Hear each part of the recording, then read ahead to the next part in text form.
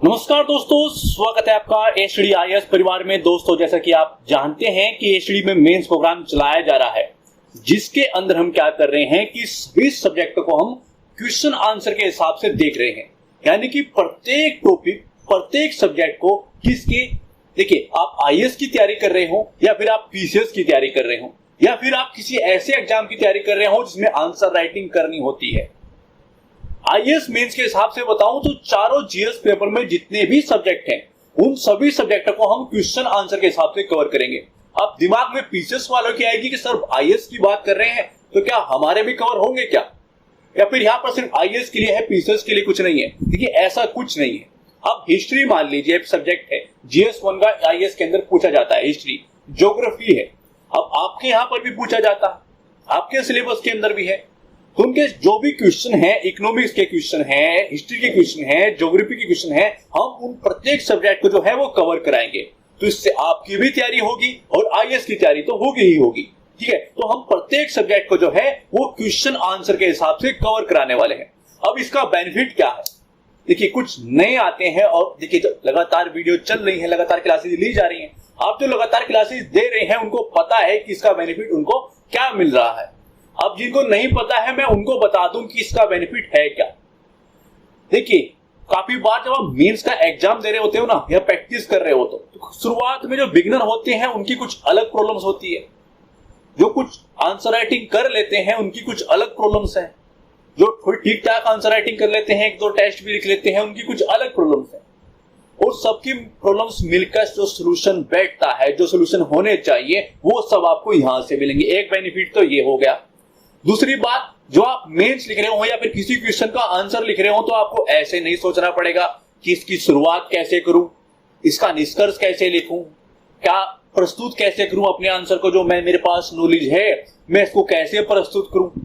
देखिए, मेंस के अंदर काफी क्वेश्चंस आपके दिमाग में आते होंगे जब भी आप तैयारी करते हैं या फिर आप आंसर राइटिंग करते हैं। और आंसर राइटिंग कितने मायने रखती है ये सभी एस्पिरेंट जानते हैं, सभी उम्मीदवार जानते हैं अच्छे से कि आंसर राइटिंग क्या मायने रखती है। ये निर्धारित करती है कि आप सफल होंगे या फिर आपके हाथ जो है असफलता आएगी। वो उम्मीदवार में 2 उम्मीदवार जो हैं, जो एक असफलता की ओर चला जाता है और एक सफलता की ओर, ये कोई चीज निर्धारित करती है तो वो करती है आंसर राइटिंग। कि आप आंसर राइटिंग की आपने कितनी प्रैक्टिस की है, कैसी आपकी तैयारी है, आप आंसर राइटिंग कैसे करते हैं, ये ही चीज जो है निश्चित करती है। ये सुनिश्चित करेगी कि आप सफल होंगे या फिर आप असफल होंगे। तो आंसर राइटिंग पे हमारी अच्छी पकड़ होना बहुत इंपॉर्टेंट है। तो उसी के लिए मेंस प्रोग्राम चलाया गया है, जिसके अंदर हम सभी सब्जेक्ट को जो है उनके प्रत्येक टॉपिक से जितने भी क्वेश्चन क्रिएट हो सकते हैं, जिससे कि वो पूरा टॉपिक, वो पूरा सब्जेक्ट आपका अच्छे से तैयार हो जाए। आपको किसी भी क्वेश्चन का आंसर लिखने से पहले ऐसे ना सोचना पड़े कि ऐसे पेन आते, क्योंकि मेंस के अंदर यदि पेन रुका तो आपको पता है कि क्या होगा। मेंस के अंदर पेन रुका तो पता होगा कि कुछ क्वेश्चन छूटेंगे, और यदि क्वेश्चन छूटे तो फिर क्या होगा, आप बाहर की ओर चले जाएंगे, यानी कि असफलता मिलेगी। जो जिसको असफलता नहीं चाहिए, जिसको सफलता चाहिए, इस मेंस प्रोग्राम के साथ जुड़ जाइए। देखिए, क्वेश्चन काफी उठते हैं कि सर आप तैयारी करा रहे हैं, पॉइंट दे रहे हैं, ठीक है सर, प्रस्तुतिकरण का क्या करेंगे। देखिए, जब मैं आपको बार बार बोलता हूं कि प्रस्तुतिकरण है, कैसे उसको प्रस्तुत करना है, कैसे लिखना है, आंसर तो लिखना है मगर अच्छा कैसे लिखना है, कैसे हमारा आंसर बहुत अच्छा दिखे, वो सब यहां पर जो है आपको बताया जाएगा। किसी क्वेश्चन का आंसर हम कैसे लिख सकते हैं, प्रॉपर आंसर, मैं पॉइंट आपको दे दे रहा हूं, मगर प्रॉपर आंसर कैसे लिख सकते हैं वो सबका डिस्कशन होगा।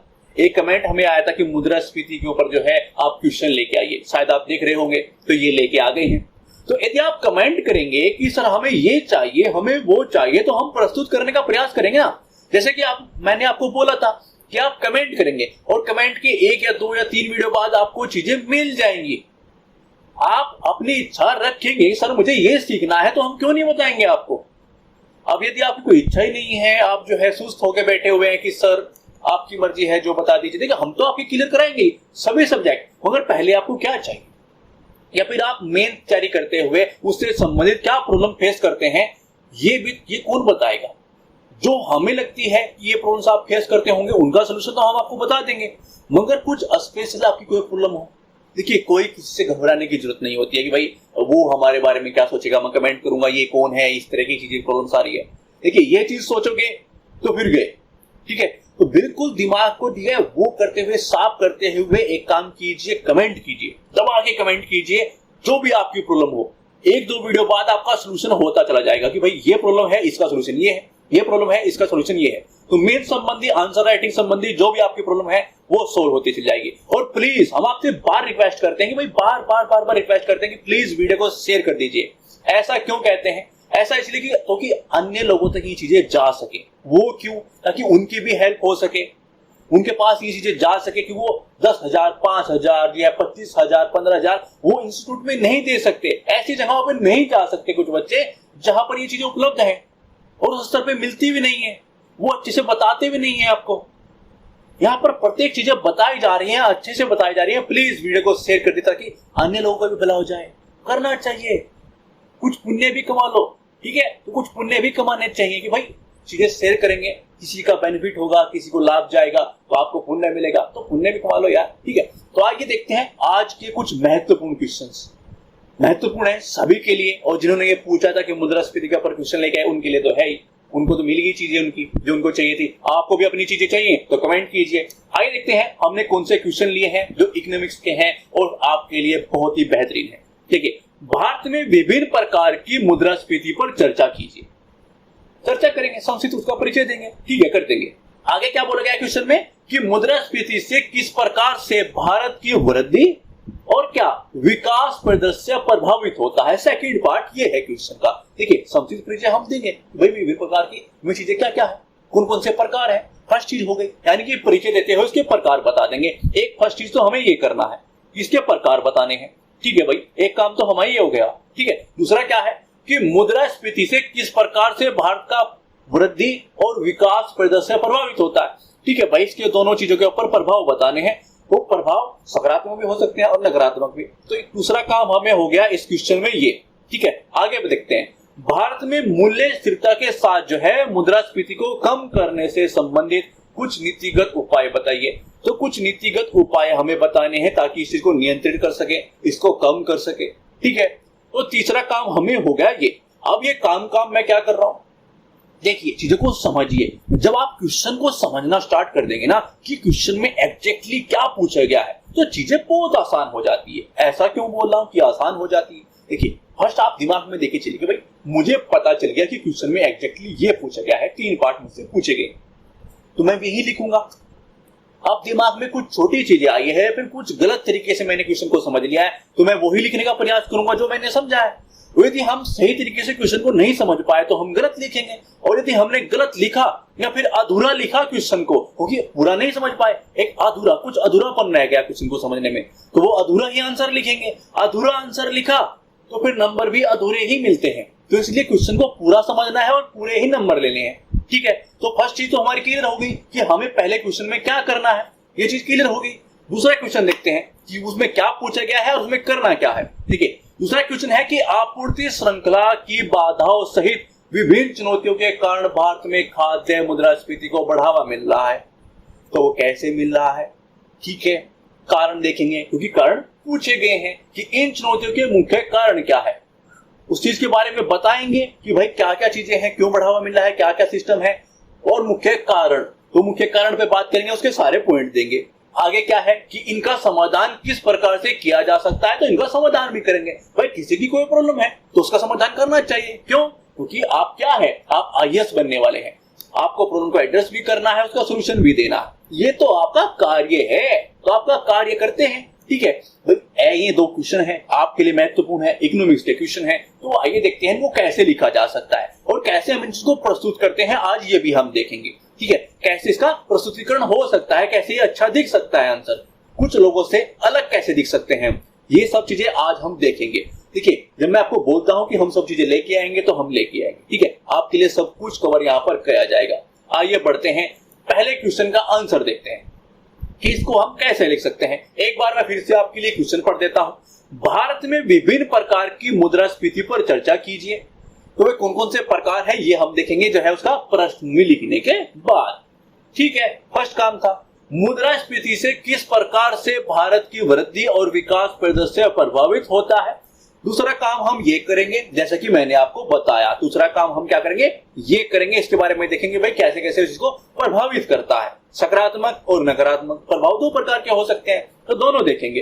ठीक है, भारत में मूल्य स्थिरता के साथ जो है मुद्रास्फीति को कम करने से संबंधित कुछ नीतिगत उपाय, तो वो कुछ नीतिगत उपाय कौन कौन से होते हैं वो भी देखेंगे, और कैसे उनको प्रस्तुत कर सकते हैं वो भी देखेंगे। तो शुरुआत करते हैं पृष्ठभूमि से कि इसकी शुरुआत हम कैसे कर सकते हैं। देखिए, मुद्रास्फीति का आशय, कोई क्वेश्चन आया है, किस चीज से आया है, मुद्रास्फीति के ऊपर पूरा क्वेश्चन है ना, और उस चीज के बारे में आपको बताना आवश्यक है। जैसे मैं आपको बार बार बोलता हूं कि कुछ डेफिनेशन से संबंधित है, कोई योजना है, कोई इस तरह का क्वेश्चन है, तो उसके बारे में बताते हुए एक लाइन लिखनी है, उसके बारे में बताते हुए शुरुआत कीजिए। तो जैसे शुरुआत करते हैं, जिसको ऐसा दिमाग में चीजें नहीं आ रही, टेंशन नहीं लेने का, 100, 200, 500, 1000, 2000 क्वेश्चन यहाँ पर कवर होंगे तो सब कुछ कवर हो जाएगा भाई, टेंशन नहीं लो, सारी चीजें कवर होंगी। ठीक है, आप उम्मीदवार हो, सक्सेस होके जाओगे, बस लगे रहो, नियमित रूप से लगे रहो, टेंशन नहीं लेनी, क्योंकि हमें क्या बनना है, आईएएस या फिर पीसीएस बनना है।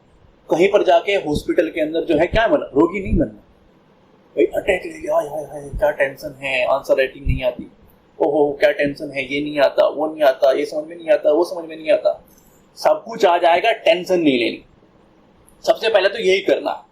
और हाँ, जैसे कि जो पाकिस्तान के प्रधानमंत्री हैं वो बोलते हैं ना कि आपको परेशान होने की जरूरत नहीं है, आपको घबराने की जरूरत नहीं है। ठीक है, यहां पर तो घबराने की जरूरत है नहीं, मगर जो नियमित रूप से, देखिए क्या होता है, मैं एक फर्स्ट पॉइंट क्लियर कर दूं आपके लिए। मान लीजिए आप 8 घंटे का टेस्ट आप बनाते हैं, भाई मैं 8 घंटे डेली पढ़ता हूं, ठीक है, ये मेरे टारगेट होते हैं और ये मैं पूरा करके ही सोता हूं, तो उसके लिए तो जो है घबराने की जरूरत है नहीं, चीजें चल रही हैं, हो जाएंगी, टेंशन लेने की जरूरत नहीं। आंसर राइटिंग की बात मुख्य होती है तो वो हम करा रहे हैं, करते चल जाइए। दूसरी चीज क्या है, जिनको ये प्रॉब्लम है कि भाई टेस्ट आता है तो टेस्ट नहीं देना है तो 1 घंटा आधा घंटा दे के फिर 2 घंटे बाद आधा घंटा दे के फिर उसको पूरा देते हैं, नहीं देते हैं, चीजें पूरी की, आज 8 घंटे पढ़ लिए, कल 6 घंटे, एक दिन 10 घंटे और एक दिन 2 घंटे भी नहीं पढ़े, फिर अगले दिन 4 घंटे पढ़े, फिर चीजें अधूरी इधर भी उधरी, चीजें ऐसे करते हैं ना, तो घबराइए। आप लोगों को तो बहुत ज्यादा घबराने की जरूरत है यदि आप सही में इस राह में हैं, और यदि आप चाहते हैं कि भाई मैं सक्सेसफुल रहूं, ऐसा ही करना है, बस आपको ऐसे ही लगे रहना है, नियमित रूप से बिल्कुल नहीं पढ़ना। एचएससीडी पे टेस्ट आते हैं वो बिल्कुल नहीं देने, क्यों? क्योंकि उससे क्या हो जाएगा कि प्रैक्टिस हो जाएगी, चीजें समझ में आ जाएंगी, कैसे लिखना है, क्या करना है, और यदि वो हो गया तो सिलेक्शन हो सकता है। अब जिसको उसकी जरूरत ही नहीं है तो वो क्यों करे भाई, करना ही नहीं चाहिए, और जिसको जरूरत है वो करो और नियमित रूप से लगे रहो, रिवीजन करो चीजों को बार बार। आगे देखते हैं पृष्ठभूमि कैसे लिख सकते हैं। मुद्रास्फीति का आशय एक निश्चित समय अवधि में वस्तुओं और सेवाओं की कीमतों में निरंतर होने वाली वृद्धि से है।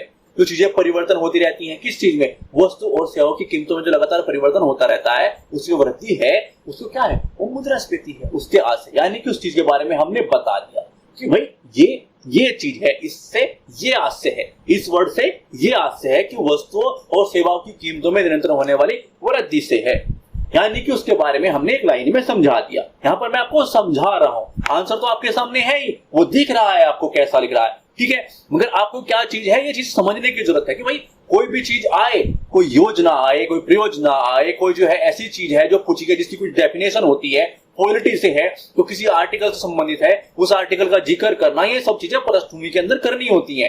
कोई इस तरह का क्वेश्चन है कि भाई उसमें कोटेशन से स्टार्ट करते हैं तो उसे कोटेशन से स्टार्ट कीजिए। देखिए यहाँ पर चीजें समझाया जा रहा है, ठीक है, केवल आंसर नहीं मिल रहा किसी क्वेश्चन का, आपको प्रॉपर बताया जाएगा किसी चीज की शुरुआत कैसे हो सकती है। कोई इस तरह का क्वेश्चन है जिसके अंदर कुछ डेफिनेशन का मतलब होता है तो उसकी डेफिनेशन से ही चीजें स्टार्ट होती हैं।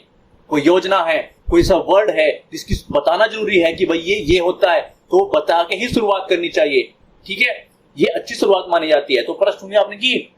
अगला पॉइंट क्या भाई कि मुद्रास्फीति दर ऐसे प्रमुख व्यापक आर्थिक संकेतों में से है, एक है किस चीज से, जिससे किसी देश के आर्थिक प्रदर्शन का आकलन होता है। अब ये क्या मतलब हुआ, देखिए इस चीज ने क्या बोला है कि मुद्रास्फीति किस प्रकार से भारत की वृद्धि और विकास प्रदर्शन से प्रभावित करता है। अब क्वेश्चंस की जो पृष्ठभूमि होती है उसी हिसाब से लिखी जाती है जैसा क्वेश्चन होता है, ठीक है। क्वेश्चन के अंदर क्या क्या चीजें हैं, आर्थिक संकेत में से एक है, किस तरह का संकेत देगा, वो किस तरह के संकेत देगा कि भाई क्या क्या चल रहा है आपकी कंट्री के अंदर, किस तरह की, यहां से पता चलता है ना। तो आर्थिक प्रदर्शन किस तरह के, भाई वृद्धि कैसी हो रही है, विकास परिदृश्य कैसा है, किस तरह प्रभावित कर रहे हैं, वो सब चीजें क्या है वो दिखाई देती हैं इस चीज से। तो पृष्ठभूमि हो गई। आइए अब किस ओर चलते हैं, जो हमसे पूछा गया है प्रकार। वो प्रकार का प्रस्तुत हम कैसे कर सकते हैं, आइए देखते हैं। देखिए बहुत सारे कमेंट थे, बहुत सारी चीजें कि भाई आपको ऐसा भी लगता है कि सर प्रस्तुतिकरण भी तो बताइए, वो भी तो इंपॉर्टेंट होता है। तो सब चीज हो जाएगी। थोड़ा सा ना क्या होता है, एक धैर्य नाम का एक वर्ड होता है, पेशेंस बोलते हैं जिसको, बस वो रखिए, चलते चले जाइए, साथ में सब कुछ होता चला जाएगा कि भाई ये भी चाहिए, वो भी चाहिए, ये भी वो भी सब मिल जाएगा। बस मेंस प्रोग्राम से जुड़ जाइए। और बस आपसे ये रिक्वेस्ट है कि प्लीज शेयर कर दीजिए, पुण्य कमा लीजिए यार। ये शेयर करेंगे, किसी का बेनिफिट होगा, किसी को लाभ जाएगा। वो नहीं देख सकता 5 साल, आप थोड़ा सा ना उसमें इमोशन होकर भी चीजों को समझिए। आपसे इतनी तो रिक्वेस्ट करते हैं कि प्लीज शेयर कर दीजिए। तो प्लीज वीडियो को शेयर कीजिए ताकि अन्य लोगों का बेनिफिट हो सके इस चीज से। तो हमसे क्या पूछा गया है, मुद्रास्फीति के प्रकार पूछे गए हैं। तो मुद्रास्फीति के क्या बताते हैं, प्रकार बताते हैं। तो ऐसे आप प्रस्तुत कर सकते हैं। तो वह प्रस्तुतिकरण, उसमें लिखना भी तो है। तो वो देखते हैं कौन कौन से प्रकार हैं, उसमें हमें कैसे बताना है, जो कि हमारे लिए इंपॉर्टेंट है। देखिए हमारे लिए ये इंपॉर्टेंट ज्यादा है कि भाई पहले, क्योंकि जो आप शुरुआत कर रहे हैं, बिगिनर्स की बात करें, यदि आप शुरुआत कर रहे हैं तो आपको पता होना चाहिए, नॉलेज होनी चाहिए कि भाई हमें कैसे लिखना है और क्या लिखना है और कहां से लिखना है।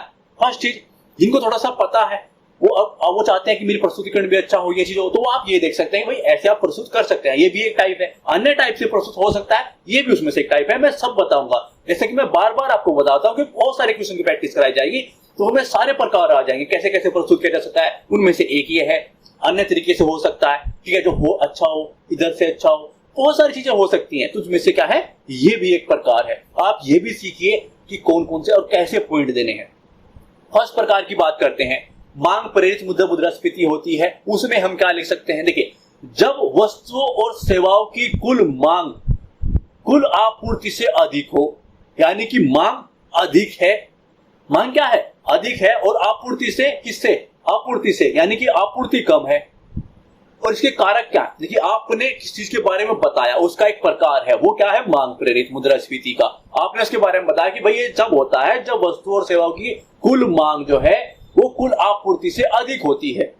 और इसके कारक क्या है वो भी बताने इंपॉर्टेंट है। जो आप इस तरह से लिखे तो उसके कारक बता देंगे, भाई इसके कारक क्या क्या है, आय में वृद्धि होना, जनसंख्या वृद्धि होता है, मौद्रिक विस्तार है। तो इस तरह के आपने 2-3 पॉइंट रख देने हैं, यानी कि 2-3 एग्जाम्पल आपको देने हैं, 2-3 कारण आपको, 2-3 कारक जो है आपको दे देने हैं। ये बात हो गई। अब इस चीज को समझते हैं कि भाई आप वो क्योंकि बिगिनर भी हैं, उनके लिए भी ये इंपॉर्टेंट है कि भाई वो भी अच्छे से सीखे मांग प्रेरित का मतलब क्या होता है, और ये आपूर्ति और मांग क्या चल रहा है, यार ये क्या है, कैसे बता दिया आपने चीजें। देखिए आप थिंकिंग करके देखिए, भाई मुझे लगता है कि हमारे पास जो मांग है वो कितनी है, कितनी मांग है, 100 पेन की मांग है। हमें क्या चाहिए, 100 पेन चाहिए लिखने के लिए, भाई हमें आवश्यकता है 100 पेन की। मगर आपूर्ति कितनी है, आपूर्ति है 70, यानी कि हमारे पास केवल 70 ही पेन है। चीजों को समझना भी इंपॉर्टेंट है ना। आपूर्ति 70 की, 80 की है, और मांग हो रही है, यानी कि 100 बंदे मांग कर रहे हैं कि भाई हमें 100 पेन चाहिए, ठीक है। आपूर्ति है 70 या 80 की, आप कुछ भी मान सकते हैं, बस आपको पता होना चाहिए भाई। तो इससे क्या हो गया, मांग अधिक है और पूर्ति कम है, यानी कि जो वस्तु है, जो उत्पाद है, जो वस्तु है, जो सेवा है वो कम है, और अधिक क्या है, मांग है। दिख रहा है ना, 100 अधिक होता है, 70 कम होता है, स्पष्ट चीज है, ठीक है। तो इससे क्या होगा भाई, 70 लोगों को ये चीजें मिल सकती हैं, फिर 80 होगा तो 80 लोगों को ये चीजें मिल सकती है, 100 को तो नहीं मिल सकती। ये बात तो क्लियर हो गई, क्योंकि हमारे पास मेटेरियल ही 70 या 80 का है, ठीक है। अब क्या हुआ, 20 या 30 जो है वो बच गए। अब ये कौन बचेंगे, जिनके पास पैसा कम होगा। अब चीजों को समझने का प्रयास कीजिए। ये सब लोग जो हैं क्या कर रहे हैं, इस चीज का 7 रुपए में एक पेन खरीदने के लिए 100 के 100 लोग तैयार हैं कि भाई हम 7 रुपए दे सकते हैं प्रत्येक पेन के। मगर पेन है 70, तो 100 के 100 के पास तो नहीं जा सकता। ये बात तो क्या हुई, स्पष्ट हुई, ठीक है। अब क्या हुआ कि रेट जो है वो बढ़ा दिए गए, चीजें बढ़ गई कि भाई 70 के पास ही जानी है, चीजें बढ़ गई। तो क्या हो गया, अब क्या हुआ, 10 रुपए का एक पेन है, तो वो कितनों के पास जाएगा। चीजों को समझे कि वो अब कम हो गया, जिनके पास केवल 7 रुपए ही थे, 8 रुपए थे, अब वो नहीं ले सकते। अब क्या हुआ, उन लोगों के पास ये चली गई जिनके पास कितने थे, 10 रुपए थे। अब वो 10 रुपए जिनके पास है पेन के लिए, अब 70 के आसपास लोगों को मिल जाएगा पेन। यानी कि मुद्रास्फीति बढ़ रही है, महंगाई बढ़ रही है, चीजों की वस्तुओं की कीमतें बढ़ रहे हैं। क्यों? क्योंकि आपूर्ति कम है और मांग अधिक है। तो समझे, आगे बढ़ते हैं। चीजों को समझना भी इंपॉर्टेंट होता है यार, बिगनर भी है। अगला पॉइंट है कि लाभ प्रेरित हो। देखिए, जब वस्तुओं और सेवाओं के उत्पादन की लागत बढ़ जाती, लागत बढ़ गई भाई, वो कारक से ही समझ में आ जाएगा कि मजदूरी बढ़ रही है। पहले किसी चीज के लिए एक दिन के लिए 400 रुपए देते थे, अब 500 देने पड़ रहे हैं। तो उसी काम जो आपका तैयार हो रहा था 10,000 रुपए लग रहे थे, उसमें एक्स्ट्रा लगेंगे। क्यों? क्योंकि मजदूरी जो है बढ़ गई है। ठीक है। कर में वृद्धि, तो कर में वृद्धि है, सब्सिडी में कमी है। ये क्या है? ये कारक है। तो एक प्रकार तो लागत प्रेरित हो गया और एक मांग प्रेरित हो गया। संरचनात्मक देखते हैं। देखिए, जब अर्थव्यवस्था में संरचनात्मक स्तर पर जो है जटिलताएं आ जाती हैं, समझ में कुछ चीजें आई होंगी, मगर अब जो है कारक से अच्छे समझ में आती है। तो इंपॉर्टेंट है बताना, ठीक है, क्या कि बुनियादी ढांचे की खराब स्थिति, ठीक है, बाजार की जटिलताएं एवं क्या संस्थागत बाधाएं, ये सब क्या है। और आदि लिखना कि भाई अन्य भी चीजें हैं, ऐसा नहीं है कि जो कारक हमने दिए हैं सिर्फ वही है, इसलिए आदि लिखना भी इंपॉर्टेंट है। ठीक है भाई, वो चीज बता दी हमने कि भाई ये चीज है, ये कारक है और इसके कारक ये है, इसके कारण जो है वो ये है। अगला पॉइंट देखते हैं, वो है आयातित। ठीक है, जब बाहरी कारकों से जो है आयातित वस्तुओं और सेवाओं की कीमतें बढ़ जाती हैं, उसके क्या कारक हो सकते हैं। देखिए, ऐसा अंतरराष्ट्रीय व्यापार नीतियों में असंतुलन और विनिमय दर में उतार चढ़ाव आदि से होता है। ठीक है, चीजें समझ में आई भाई। अपने अपना कोई पॉइंट रखा, उसके कारक बताए, उसके कारण बताए आपने, तो 4 प्रकार और उसकी चीजें बता दिया, ऐसे प्रस्तुत करते हैं। तो एक पॉइंट तो समझ में आ गया। अगला बढ़ते हैं कि आगे उसने पूछा था प्रभाव, तो उसको आप ऐसे प्रस्तुत करते हैं। प्रस्तुतिकरण तो दिमाग में आ गया, आप पॉइंट देखते हैं।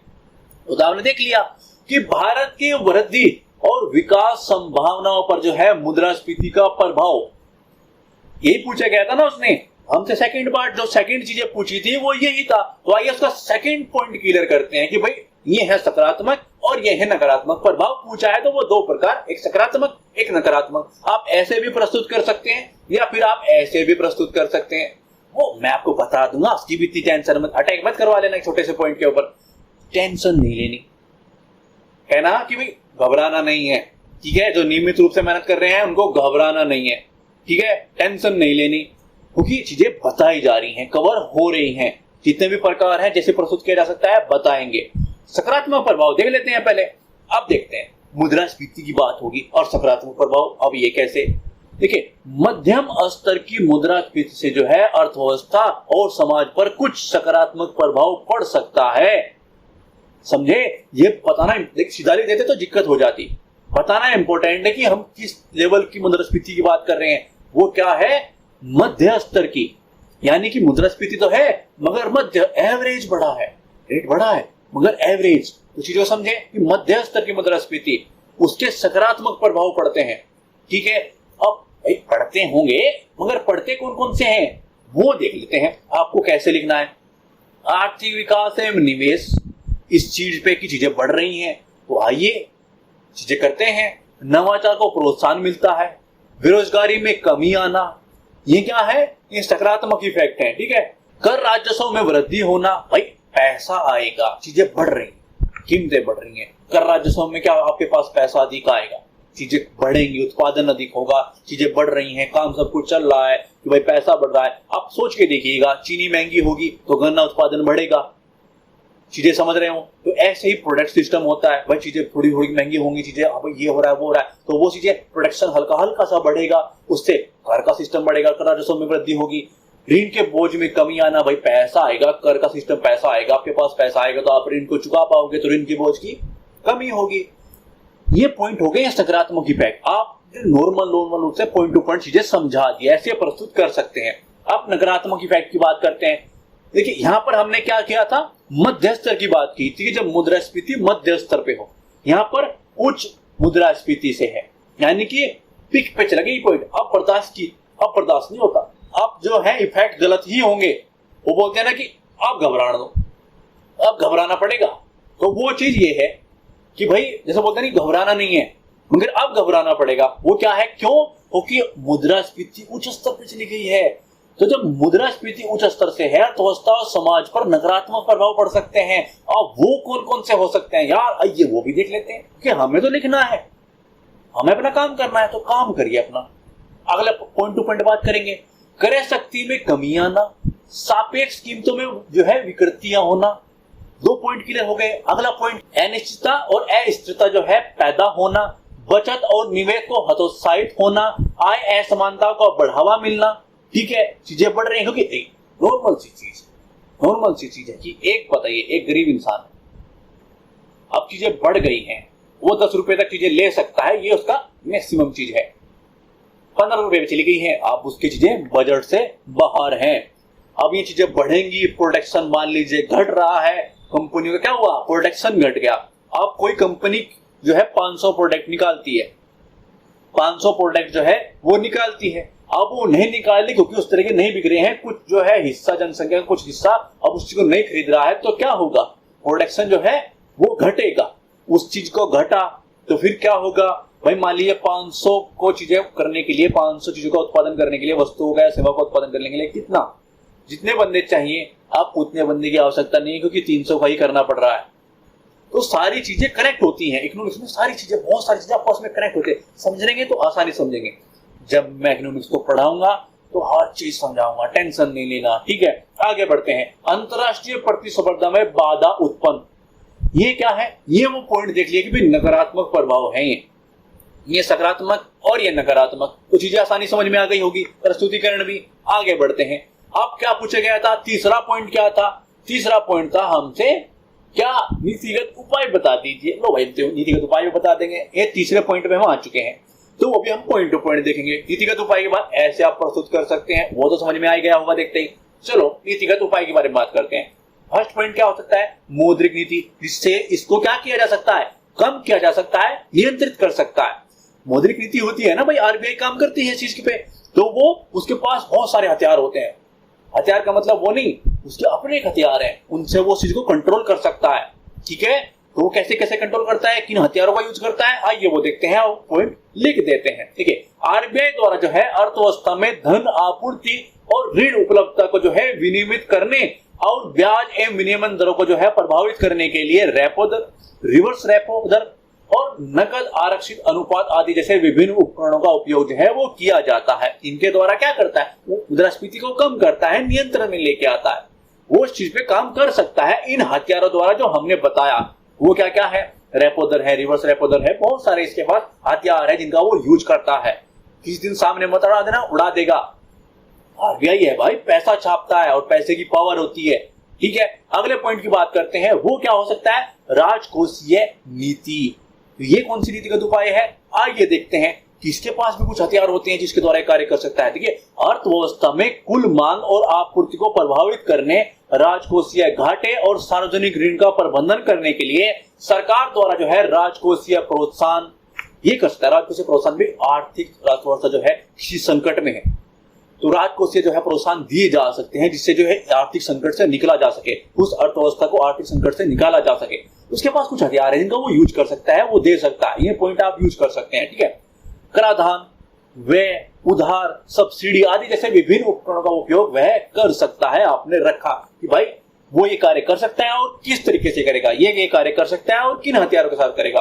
तो पॉइंट क्लियर हो गया, राजकोषीय नीति, मौद्रिक नीति। अगला पॉइंट क्या हो सकता है, आपूर्ति पक्ष संबंधी नीति। देखिए, मुद्रास्फीति के प्रतिकूल प्रभाव से बचाने और आवश्यक वस्तुओं तक उनकी जो है सुनिश्चित करने के लिए, किस चीज को, पहुंच को जो है वो सुनिश्चित करने के लिए सार्वजनिक वितरण प्रणाली, न्यूनतम समर्थन मूल्य, खाद्य सुरक्षा अधिनियम आदि जैसी जो है विभिन्न योजनाएं भी शुरू की गई हैं। ठीक है, ये भी एक कार्य कर सकता है। तो नीतिगत उपाय में हमने 3 पॉइंट देखे, ऐसे प्रस्तुत कर सकते हैं, अन्य तरीके भी हो सकते हैं, सब बताया जाएगा, घबराना नहीं है, टेंशन नहीं ली। ठीक है, मौद्रिक नीति की बात करी, उस चीज के बारे में, उसके पास कैसे कर सकता है और कौन कौन से हथियारों से वो करता है। हथियार का मतलब समझे भाई, वो मत समझ लेना यार, चीजों को समझ भी कीजिएगा भाई। हथियार का मतलब ये होता है राजकोषीय, वो कैसे करता है और कैसे कैसे कार्य कर सकता है, अर्थव्यवस्था जो संकट में हो कौन से उपाय, राजकोषीय प्रोत्साहन जो है, बहुत सारे उसके पास भी हथियार है।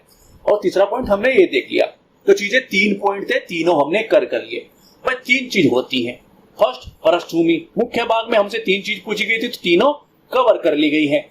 अब बात आती है निष्कर्ष पर, तो आइए निष्कर्ष देख लेते हैं। निष्कर्ष ये रहा, ठीक है, कि निष्कर्ष में हम क्या लिख सकते हैं, मुद्रास्फीति एक ऐसी जटिल घटना है जिससे अर्थव्यवस्था और समाज पर विभिन्न प्रभाव पड़ते हैं। मुद्रास्फीति एक जो है एक ऐसे स्तर तक रहने की आवश्यकता होती है जिससे विकास और स्थिरता के उद्देश्य को प्राप्त किया जा सके। निष्कर्ष हमेशा पॉजिटिव रखना, कभी निगेटिव मत लिखना, ठीक है, ना ही निगेटिव होना है ना ही निष्कर्ष को निगेटिव लिखना है। तो हमारी शुरुआत कैसे करनी है, कैसे प्रस्तुत कर सकते हैं, कैसे पॉइंट को देना है, ठीक है, सब समझ में आ रहा होगा। नहीं आया तो फिर से वीडियो देखो, ठीक है। निष्कर्ष की बात कर ली, निष्कर्ष कैसे लिख सकते हैं, ठीक है। अब अगले क्वेश्चन पे चलते हैं। अगले क्वेश्चन में क्या पूछा गया कि भाई आपूर्ति श्रृंखला की बाधाओं सहित विभिन्न चुनौतियों के कारण जो है भारत में खाद्य मुद्रास्फीति को बढ़ावा मिल रहा है। इन चुनौतियों के मुख्य कारण क्या है और इनका जो है समाधान किस प्रकार से किया जा सकता है, ये चीजें हमसे पूछी गई है और इस चीज पे हम चर्चा करेंगे। तो आइए शुरुआत करते हैं। वे पृष्ठभूमि, आइए इस प्रश्न में लिखते हैं। देखिए, खाद्य मुद्रास्फीति का तात्पर्य, जैसे कि मैंने आपको बताया, भाई कोई भी चीज है यदि इसकी कुछ डेफिनेशन है, उसके बारे में सही से बताया जा सकता है, उसकी कोई परिभाषा हो सकती है, उसके बारे में समझाने की जरूरत है, हर कसम बताने की जरूरत है, तो वो बताइए, क्योंकि वो बहुत इंपॉर्टेंट होता है। भाई कोई योजना है यार, बताना पड़ेगा ना उस चीज के बारे में, है ना। ऐसे ऐसे करके काम नहीं चलेगा, चीजें बतानी जरूरी है और कैसे बतानी है वो हम आपको बता देंगे, तो फिर से टेंशन लेने की जरूरत नहीं है, ठीक है। चलो बढ़ते हैं। खाद्य मुद्रास्फीति का तात्पर्य समय के साथ जो है खाद्य पदार्थों की कीमतों में वृद्धि होने से है। इसे जो है उपभोक्ताओं की क्रय शक्ति, कल्याण पर प्रभाव पड़ता है, ठीक है। किस चीज से कहां से कनेक्ट हो रहे हैं, ठीक है, समझिएगा। जैसा क्वेश्चन वैसी पृष्ठभूमि, ये चीज दिमाग में निकालिएगा। और नहीं समझ में आ रहा है तो वीडियो को बार बार देखिए और बहुत सारे क्वेश्चन कवर होंगे तो चीजें आ ही जाएंगी, फिर से टेंशन लेने की जरूरत नहीं है। कितनी टेंशन फ्री रखता हूँ यार, तुम लोग मेरे लिए इतना भी नहीं कर सकते, तो प्लीज वीडियो को शेयर कर दीजिए।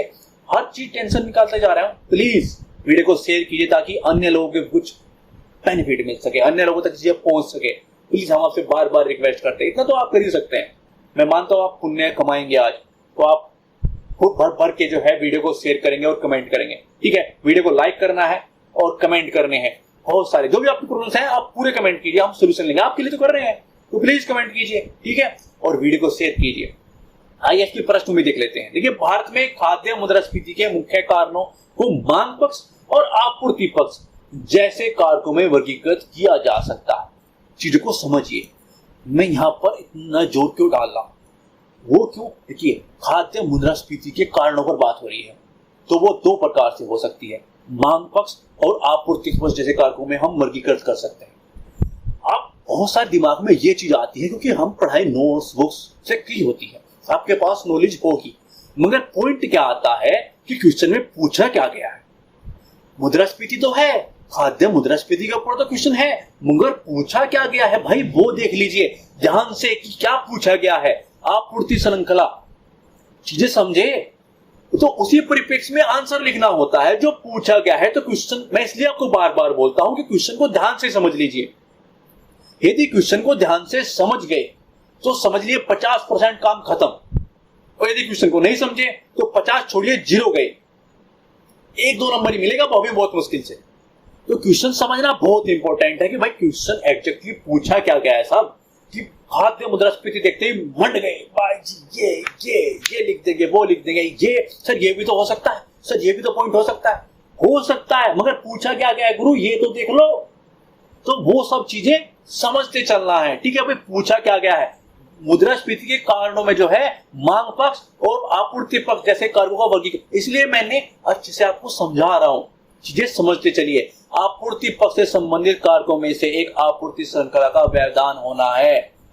तो हम अपनी पृष्ठभूमि के बारे में बताया, यानी कि प्रॉपर जिस चीज के ऊपर क्वेश्चन है उसकी डेफिनेशन से शुरुआत की, फिर उस और लेंगे कि भाई ये चीज है, ये 2 कारण है, और हम चलेंगे इस चीज की ओर। तो चीजें क्लियर हो गई, पृष्ठभूमि में एक चीजें की दूसरी जो चीजें आने वाली हैं उससे कनेक्ट हो गई। तो आइए, जब कनेक्ट हो चुकी है तो अगले पॉइंट पर बात करके चलते हैं जिनसे हमसे पूछा गया है, वो कारण क्या क्या है। तो चलो कारण देखते हैं। कारण आप ऐसे लिख सकते हैं, ये प्रस्तुतिकरण है, ऐसे भी लिखा जा सकता है, और अन्य तरीके भी हो सकते हैं, वो भी हम बताएंगे। ये भी मत सोचना कि सर ये तरीका है क्या, बहुत सारे तरीके हैं, सब बताते चलेंगे, तो टेंशन नहीं लेनी। कौन कौन से कारण हो सकते हैं, वो जो मुख्य कारण है, आइए उन पर जोड़ देते हैं। देखिए, जटिल और खंडित आपूर्ति श्रृंखला के परिणाम स्वरूप जो है खाद्य पदार्थों की बर्बादी होने के साथ कीमत में वृद्धि होती है। जायज बात है। इसका कारण जो है आपूर्ति श्रृंखला में जो है अनौपचारिकता और व्यापकता के साथ व्यवहारिकता का न होना है, क्योंकि कारण चुनौतियों के कारण। समझे जो क्वेश्चन को समझना कि एग्जैक्टली फिर आप वैसे ही पॉइंट दो जो क्वेश्चन की डिमांड हो, वो बहुत इंपॉर्टेंट होता है। और यदि आपके क्वेश्चन जो दिया गया है उसने और उसके आंसर में उसको मजा आया ना, देखिए नॉलेज उसके पास बहुत है, तो नॉलेज से आप प्रभावित नहीं कर सकते। अपना प्रस्तुतिकरण, आपके आंसर में एक प्रवाह होना, पॉइंट टू पॉइंट चीजें क्लियर रूप से उसको चमके कि देख यार इसके आंसर को पढ़ना मेरे लिए कितना आसान है, और चीजें उसके लिए आसान होंगी तो फिर नंबर आपके लिए आसान हो जाएंगे मिलने। ठीक है, तो ऐसे ही करते चलना है, उसके लिए कोई परेशानी खड़ी नहीं करनी। परवाह लेके आना है, अच्छे से प्रस्तुत करना है और चीजें ऐसे प्रस्तुत करनी है कि वो बताए कि जो आपने पूछा है हमने वैसा ही, बिल्कुल वैसा ही आंसर दिया है। ठीक है, अगला पॉइंट क्या हो सकता है? अपर्याप्त कोल्ड स्टोरेज और वेयर हाउसिंग सुविधाएं। तो ये भी एक कारण है कि भाई हमसे क्या है, कोल्ड स्टोरेज की प्रॉब्लम्स है, जिससे हमारी फल हमारी सब्जियां सड़ जाती हैं, जो हमारे लिए क्या प्रॉब्लम क्रिएट करती है, खाते हैं मुद्रास्फीति को। ठीक है, आपूर्ति श्रृंखला को प्रॉब्लम क्रिएट करती है। क्यों? क्योंकि कोल्ड स्टोरेज की क्या है प्रॉब्लम है, उससे क्या होता है हमारी फल हमारी सब्जियां वो प्रॉब्लम में आ जाती हैं। ठीक है, वर्तमान में केवल 20% वेयर हाउस जो है वो संगठित हैं, उनमें से भी 70% सरकार द्वारा नियंत्रित हैं। कुछ आंकड़े प्रस्तुत करते चलेंगे तो हमारा आंसर और अच्छा दिखता है। एग्जाम्पल दीजिए, प्रमाण दीजिए, कुछ रिपोर्ट के कुछ आंकड़े दीजिए। तो पृष्ठभूमि लिखिए, उसमें पृष्ठभूमि आप जो है शुरुआत कोई रिपोर्ट की कुछ आंकड़े देके कर सकते हैं। ठीक है, टेंशन नहीं। तो कुछ आंकड़े कुछ प्रमाण देते चलिए, जिससे अति भी नहीं करनी है, बस अच्छे से प्रस्तुत करते चलना है। अगला पॉइंट क्या हो सकता है? अत्यधिक तापमान और वर्षा से जो है खाद्यान्न के उत्पादन और उपज पर प्रतिकूल प्रभाव पड़ सकता है। ये क्या है? ये क्या चीज समझी आपने कि भाई तापमान की बात हो रही है, वर्षा की बात हो रही है, यानी कि जलवायु की बात हो रही है। तो जो है जलवायु कारक है, वो भी एक जो क्या है कि भाई चारों ओर की जो पारिस्थितिक तंत्र है, जो हमारा जलवायु है, वो भी एक कारक है। तो उसको आप ऐसे प्रस्तुत कर सकते हैं कि भाई इसका इफेक्ट पड़ता है। ये अगला पॉइंट क्या हो सकता है? खाद्य मुद्रास्फीति पर वैश्विक कारक जो होते हैं, तो वैश्विक कारक पे तो इफेक्ट होते हैं ना, तो वैश्विक कारकों से जो है प्रभावित होती है जो है क्या खाद्य मुद्रास्फीति। वो कैसे आपको बताना इंपॉर्टेंट है। भैया आपने बता दिया कि खाद्य मुद्रास्फीति वैश्विक कारकों से प्रभावित होती है, तो कैसे? कोविड-19 हुई ना प्रभावित। रूस और यूक्रेन का युद्ध है, तो चारों ओर हालात देखोगे ना, पूरे वर्ल्ड के अंदर तो पूरे हैं। अब चीजें ये तो समझ में आ गई भाई इस चीज से प्रॉब्लम होती है। एक तो आपूर्ति प्रॉब्लम होगी कि जो वहां पर उत्पादन होता है वो अच्छे से मिल नहीं पाता, या चीजों के जहां पर फैलना होता है, जहां पर जाना होता है वहां पर जा नहीं पाता, उसके अंदर जो है पूर्ति में प्रॉब्लम क्रिएट होती है। ये भी चीज है। दूसरी चीज वो उगा नहीं पाते क्योंकि वो उन चीजों के अंदर है, तो उत्पादन के अंदर प्रॉब्लम होती है। मिलना भी प्रॉब्लम है, उत्पादन भी प्रॉब्लम है। उससे क्या होता है? उत्पादन कम होगा तो कीमतें बढ़ेंगी। तो वो कारण है, ये चीज क्या है? ये कारण है। ठीक है, और इन्हीं कारकों से लागत में वृद्धि होने के साथ खाद्य तेल, अनाज, चीनी जैसे जो खाद्य पदार्थ है उनकी उपलब्धता में कमी आ सकती है। क्यों? क्योंकि वहां पर युद्ध बढ़ रहा है, कोविड-19 हुआ, रूस और यूक्रेन है आपस में लड़ रहे हैं। ठीक है, जूतापतनी हो रही है उन चीजों में, तो उससे ये इफेक्ट होते हैं। समझ में आता चल रहा है? आगे बात करते हैं। ठीक है, भारत में लॉजिस्टिक क्षेत्र में जो है अभी भी गुणवत्ता और कनेक्टिविटी संबंधी चुनौतियां बनी हुई हैं। जो कुल सड़कें नेटवर्क में जो है भारतीय राष्ट्रीय राजमार्ग की केवल 2% की हिस्सेदारी है। किस चीज की? जो हमारी कुल सड़कें हैं, जो नेटवर्क है हमारा सड़कों का, उसमें भारतीय राष्ट्रीय राजमार्ग का केवल 2% है। और अपडेट होता है तो अपडेट कर लीजिएगा। ठीक है, अपडेट करते रहना चाहिए। जब भी आप आंसर लिखेंगे 2024 में 25 में कुछ चीजें चेंज हो तो अपना अपडेट कर लेना है, बस इतना ही तो करना है, इतना तो कर ही सकते हैं। और बाकी क्वेश्चन तो तब भी लेके आएंगे, तब हम आप फिर से अपडेट कर देंगे, तो फिर से टेंशन लेने की जरूरत नहीं है। ठीक है, भारतीय राष्ट्रीय राजमार्ग केवल जो है 2% हिस्सेदारी है और 40% जो है परिवहन इन्हीं से होता है। यानी कि आवागमन जो चीजें आपूर्ति होती है ना, वो कहां जाती कहां से है? 40% इन्हीं से जाती है, 2% से। समझ गए? बंदरगाहों से जो है कनेक्टिविटी की कमी के कारण जो है लागत में वृद्धि होती है और वस्तुओं के परिवहन में देरी होती है। प्रॉब्लम समझे? ये क्या है? आपने कारण बताए कि ये कारण, ये भी प्रॉब्लम, वो भी प्रॉब्लम, सारी प्रॉब्लम गिना दी। ओ भाई प्रॉब्लम तो गिना दी यार, वो भी तो बता, सोल्यूशन आईएएस बनने वाले हो, पीसीएस बनने वाले हो, तो चलो सोल्यूशन पे चलते हैं। तरीके क्या क्या हो सकते हैं वो ऐसे प्रस्तुत किए जा सकते हैं, अन्य भी तरीके हो सकते हैं। पहले ये सीख लो, फिर अन्य तरीके भी सीख लेंगे। तो आइए शुरुआत करते हैं किस चीज से, आपूर्ति श्रृंखला की बाधाओं को दूर करने के क्या क्या तरीके हो सकते हैं इस चीज से। देखिए, बुनियादी ढांचे को मजबूत करना। अब वो बुनियादी ढांचा क्या हो सकता है भाई? सड़क कनेक्टिविटी, जिसका पॉइंट अभी हुआ। देखिए, प्रॉब्लम्स जो हैं सोल्यूशन तो उसका ही करोगे ना, या कुछ अन्य देख के लेके आओगे? भाई प्रॉब्लम्स हमारी ये हैं तो सोल्यूशन भी उनका ही होगा। तो दिमाग में चीजें कनेक्ट होती हैं, बस कनेक्ट करते चलिएगा, ठीक है। बुनियादी ढांचे को मजबूत करना, वो कौन कौन से हो सकते हैं भाई? कौन से? सड़क कनेक्टिविटी है, रेल नेटवर्क है, बिजली आपूर्ति है, सिंचाई सुविधाएं हैं। इससे क्या होगा? ये चीजें समझ में आ जाएंगी। क्या हो जाएगा भाई? ऐसे पॉइंट देना है, ये पॉइंट आपने दे दिया, और इस चीज से क्या होगा जो आपने पॉइंट दिया है कि भाई रेलवे नेटवर्क, बिजली आपूर्ति, कनेक्टिविटी सड़क की, ये ठीक हो जाएंगे तो क्या हो जाएगी? लागत कम हो जाएगी, परिवहन का सिस्टम अच्छा हो जाएगा, कनेक्टिविटी अच्छी हो जाएगी, चीजें जो हैं वो आराम से आपूर्ति हो सकेगी, जहां पहुंचाना है वहां पहुंचा सकते हैं। समझ में आ रहा है? लागत कम हो जाएगी। फर्स्ट पॉइंट हो गया। आगे क्या हो सकता है भाई? किसानों और उपभोक्ताओं के बीच में सीधे संबंधों को बढ़ावा देकर जो है खाद्य आपूर्ति श्रृंखलाओं में बिचौलियों को कम करने की आवश्यकता है। जो बीच की चीजें हैं उनको हटाओ। पॉइंट मिल रहे हैं ना, तो पॉइंट लेते चलना है। अब आप मुझे पहले ये बताइएगा, चीजें हैं, पॉइंट सारे आपके पास ही हैं। एक पॉइंट क्या हो सकता है भाई? जलवायु स्मार्ट कृषि पद्धतियों को जो है अपनाने की आवश्यकता हमें आज है। अब ये जलवायु स्मार्ट कृषि कहां से आ गई? ये क्या होता है? देखिए, जलवायु स्मार्ट कृषि कुछ नहीं है जो जलवायु परिवर्तन होते हैं। हमारे पास उस तरह की चीजें होनी चाहिए ताकि हम उनसे जो है हमारा नुकसान कम से कम हो। जो जलवायु परिवर्तन की चीजें होती हैं उनमें हमारे नुकसान कम से कम हो, ठीक है। उसमें हम क्या क्या कर सकते हैं? फसल विविधीकरण कर सकते हैं, उन्नत बीज, जल संरक्षण, मृदा स्वास्थ्य प्रबंधन आदि के लिए जो है इसमें शामिल इस चीजों में हम कर सकते हैं, ये चीजें अपना सकते हैं। और हमें जलवायु स्मार्ट कृषि पद्धति को अपनाने की हमें आवश्यकता है। जो जलवायु परिवर्तन हो रहे हैं उनका सामना हमने करना पड़ेगा, तो ऐसी चीजें हम कर सकते हैं। वो क्या हो सकता है? जलवायु स्मार्ट कृषि हो सकती है। तो अपना एक पॉइंट आपने समझा दिया। तो आपने समझा दिए 3 पॉइंट। आगे चलते हैं। कोल्ड स्टोरेज और जो है वेयर हाउसिंग क्षमता को बढ़ाने और में गुणवत्ता मानकों को सुनिश्चित करने का भी आवश्यकता हमें है।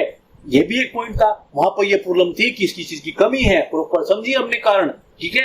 अब इसका सोल्यूशन भी समझ लिया। अगला पॉइंट क्या हो सकता है कि भारत को ऐसे लंबित कानूनों को लागू करने की जरूरत है जिनका उद्देश्य जो है संरचनात्मक बाधाओं को हल करना, जैसे कि भूमि है, श्रम है, कानून है, आवागमन है, से संबंधित जो कानून है उस पर हमें काम, ठीक है।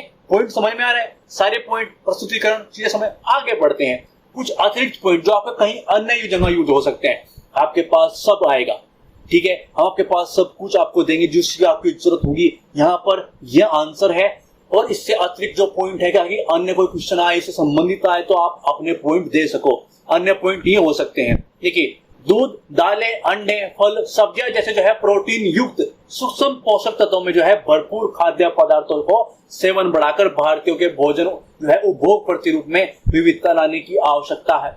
ये भी आप पॉइंट दे सकते हैं। इससे जो है अनाज और खाद्य तेलों की निर्भरता को कम करने के साथ जो है पोषण सुरक्षा सुधार करने में मदद मिल सकती है। ऐसा हो सकता है, ठीक है। विशेष रूप से आयात पर जो है अत्यधिक निर्भर देशों में अनाज भंडार की बुनियादी ढांचे सुधार करना और उन देशों को जो है घर पर अधिक मुख्य भोजन उगाने में मदद करना, ठीक है। ये पॉइंट्स हो गए। अतिरिक्त पॉइंट हो सकते हैं, कहीं यूज हो सकते हैं, तो कर लीजिएगा। वैसे हम सब कुछ कवर करा देंगे, तो फिर से टेंशन लेने की जरूरत नहीं है। निष्कर्ष की बात करते हैं। निष्कर्ष में क्या लिख सकते हैं? देखिए, भारत में खाद्य मुद्रास्फीति का कारण बनने वाली आपूर्ति श्रृंखला संबंधी बाधाओं को दूर करने के लिए एक व्यापक दृष्टिकोण अपनाने की आवश्यकता है।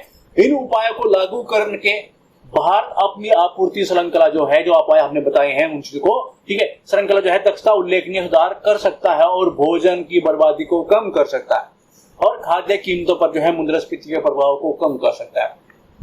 तो हमारा प्रयास आपको कैसा लगा, कैसे वो हेल्प कर रहा है, कहां पर आप देखिए, प्लीज वीडियो को शेयर कीजिए। हम बार बार इसलिए रिक्वेस्ट करते हैं ताकि हेल्प हो सके, आप पुण्य कमा सके और अन्य बंदों की हेल्प हो सके। तो प्लीज वीडियो को शेयर कीजिएगा और हमारे प्रयास के बारे में, और प्लीज कमेंट करते रहिए। आपके मेंस के संबंधित जो भी प्रॉब्लम्स हो कमेंट कीजिए ताकि आपको चीजें मिल सके, सोल्यूशन मिल सके, ठीक है। थैंक्स फॉर वॉचिंग, धन्यवाद।